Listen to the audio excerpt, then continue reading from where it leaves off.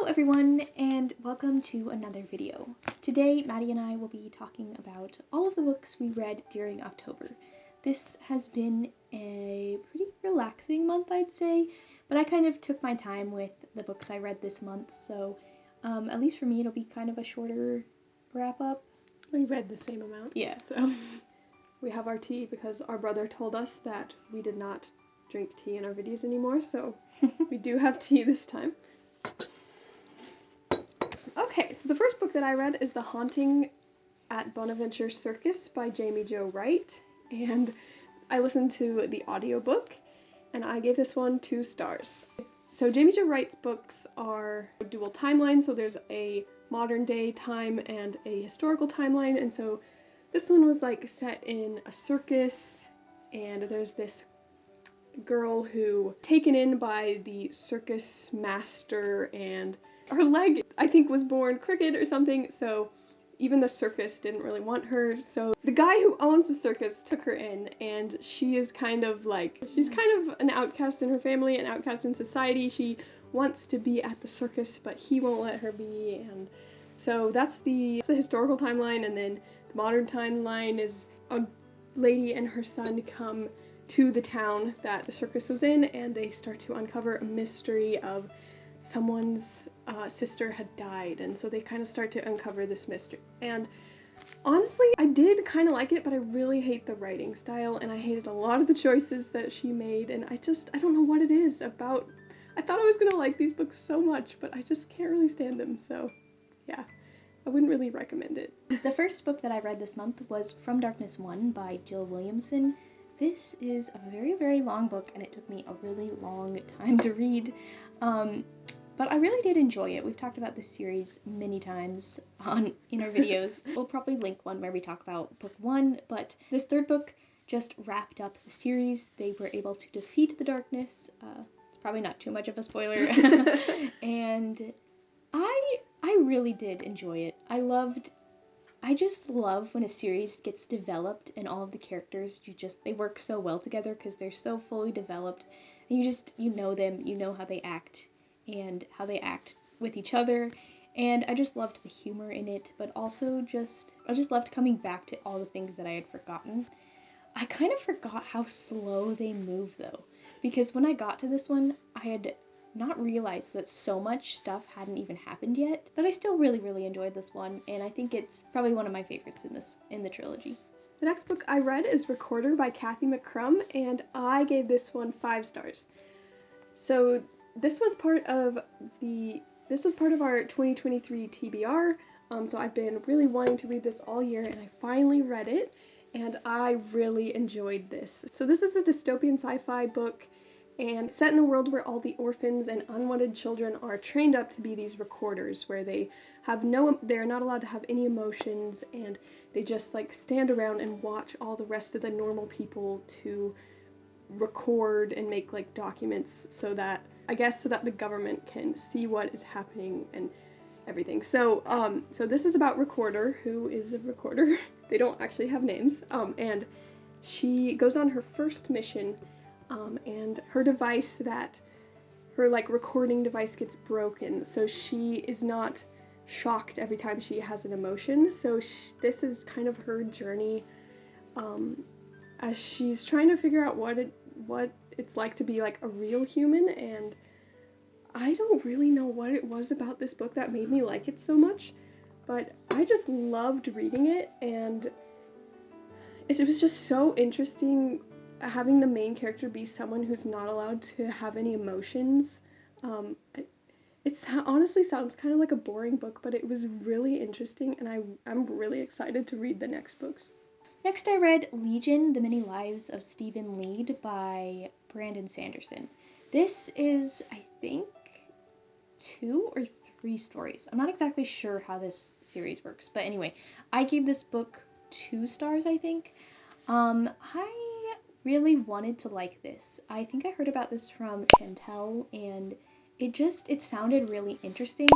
The basic premise of the story is that there's this man who's very, very smart, and to deal with his geniusness, he has to divide his personalities into different characters in his mind. So basically these hallucinations are living with him, and he has like this huge mansion just for them to all have rooms, and like if he went on a plane ride, he'd have to get seats for these hallucinations as well, and it's just like everyone thinks he's completely crazy because he is.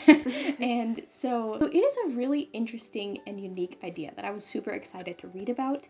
I just felt like the execution wasn't that great. The characters were really interesting, but I really got lost in the story. It may have been because I was reading this really late at night, and I didn't follow super well, but just the stories were kind of like unfinished, kind of weird, and I didn't always understand them. I feel like if that premise interests you, I might give it a try, but I didn't love it personally.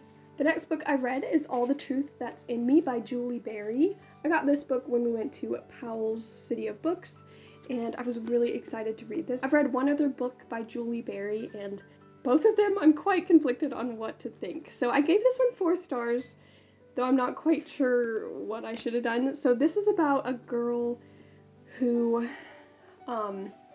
gets like kidnapped from this town, and kind of historical fiction, but it's not like any actual time or place.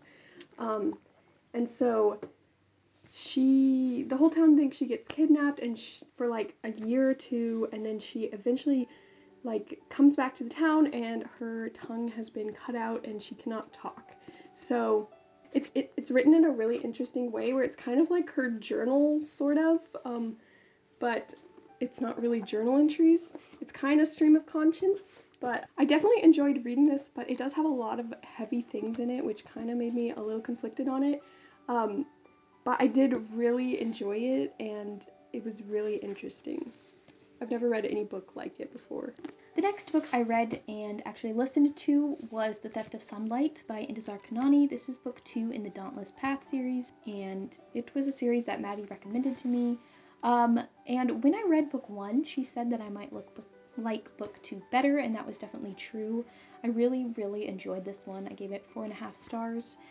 This follows actually another character with a twisted leg or foot, I think, and she lives in just a small village with her family, and she kind of has no hope for her future in a way. Like, she doesn't think she could ever get married, so she just plans to live with her sister for the rest of her life, and things change when she gets a letter from her cousin asking her to come to the palace to witness the royal wedding that's happening.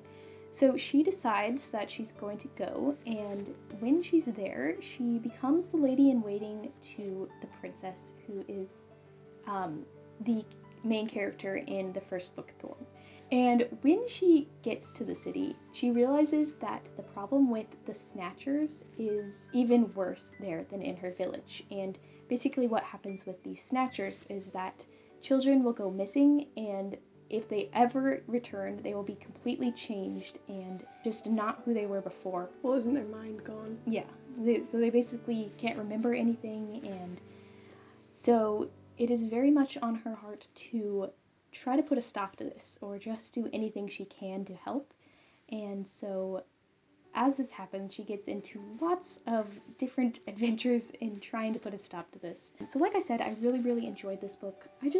I love how different they are. They're not like a normal YA book. Like, I don't know, it's so hard to explain. It's just so different. The character has such different views on things.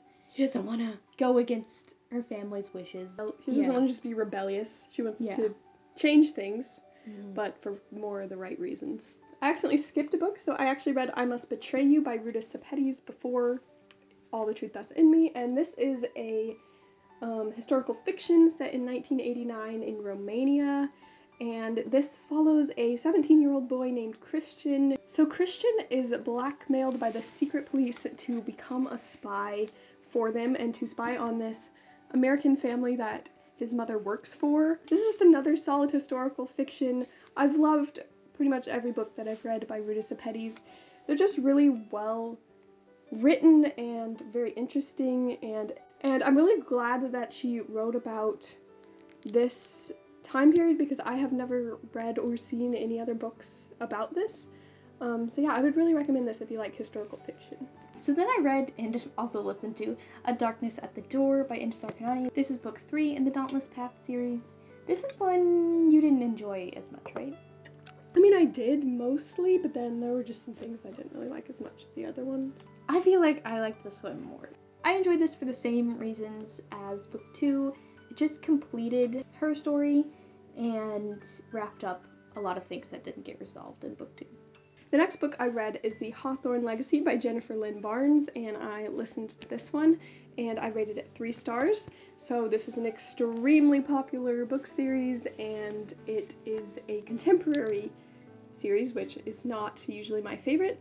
But I actually enjoyed this one, not as much as the first one. This one seemed to have more content than the other one did, so I didn't like it as much, and it just didn't have as much magic and good things about it. This is just the sequel to the Inheritance Games, and it is about a girl who's very poor, and she is put into this extremely rich man's will, and she has no idea why, and nobody knows why, because they had never met and they had never seen each other before, so they kind of are solving all these puzzles that he had left them before he died to try to figure out why he would leave her this money. Next I read In the Shadow of a Queen by Heather B. Moore. I finally read another book on my 2023 TBR. This follows one of Queen Victoria's daughters, Princess Louise, and it's basically just a biography of her life, but it's historical fiction, and I think she did stay pretty close, but of course I'm sure some things are not accurate. So yeah, there's not a whole lot to say. Princess Louise was very into art and sculpting, and if you actually look up her art, she was very, very good and very skilled in that, and she studied under some people and was able to attend, I think, some art school for a little while, and so as you can probably tell from the title, she was quite under her mother's wing and had to obey her every wish. I mean, she was the queen. It just follows her life as she's younger, and then as she gets older and her mother wants her to find a spouse, and she ends up, well, I won't spoil that, I guess. And it's just her life story up until she's like 23. So. The next book that I read is Moonblood by Elisabeth Stengl, and this is the 3rd book in the Tales of Goldstone Wood series. And I have talked about this series a little bit before. This is a book that kind of goes against everything I think that I would like. So this is a Christian fantasy, like very medieval-y fantasy, with dragons and talking animals, which I hate talking animals, so somehow something about this series is just so different than I'm used to. It's not what it looks like. Like, this looks to me like it's gonna be so stupid and just really horrible and have a terrible romance, and it's gonna be bad, but I really enjoy this series. So it's kind of fairy tale retellings, but like extremely loosely. See, this one mostly follows Lionheart and Rose Red. So I don't know how to explain it. It's the 3rd book. I just really enjoy it. The characters are all really well written. This is the back. With the night of Moonblood fast approaching, when King Vahi seeks to wake the dragon's sleeping children, Lionheart must discover whether or not his heart contains courage before it's too late for Rose Red and all those he loves. It kind of sounds a little dumb, but it's not. I really like it. If you like fantasy, I would definitely try it out. The 1st book I didn't think I liked, and then I read the 2nd book and I was like, well, maybe I liked the 1st book. So if you don't love the 1st book, try the 2nd one. And I will quickly say that I think I gave this 3 or 3.5 stars. I can't remember. I enjoyed it, but it was a little boring. Oh, and I also gave this 4 stars. I forgot. Next, I finished listening to The Blackbird Girls by Blankman. I started this when we were camping forever ago, and then it returned to the library, but I decided to get it again and finish it up, and it only took me like a couple hours. So yeah, I explained what this was about. It's set in Ukraine during the 80s, and it's about the Chernobyl radiation disaster, and I really actually enjoyed this one. It was just a really interesting story. It was very well written. It is middle grade, but I, as someone older than that, enjoyed it as well, and it was just a very solid story. So that was everything that we read in October. It wasn't a whole lot, but I mean, I'm actually surprised that I read this much. Yeah, some of mine were pretty long. Mine weren't that long, but I don't know. I've been not reading much, so 6 was pretty good. Yeah, we hope you enjoyed watching us talk about the books that we read this month. We'd love to hear about any of the books that you have read in October, and we will see you in the next video.